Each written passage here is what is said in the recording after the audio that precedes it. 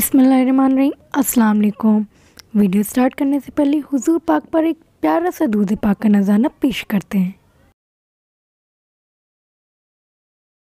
अमीरुल मोमिनीन मौला अली मुश्किल कुशा 13 रजबुल मुरज्जब को मक्का मुकर्रमा में पैदा हुए।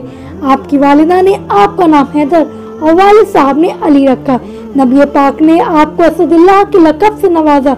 इसके अलावा मुर्तज़ा यानी चुना हुआ, कर्रार यानी पलट पलट कर हमला करने वाला, शेर खुदा, मौला मुश्किल कुशा हजरत अली की मशहूर अलक़ाबात हैं। हजरत मौला अली मक्की मदनी आका सल्लल्लाहु अलैहि वसल्लम के चचाजाद भाई हैं।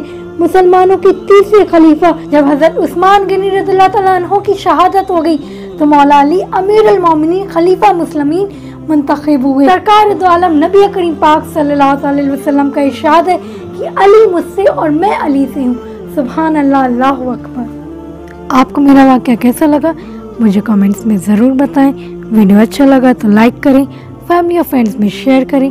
मज़ीद और जानकारी हासिल करने के लिए मेरे चैनल को सब्सक्राइब करें। फ़ी अमानुल्लाह, अल्लाह हाफ़िज़।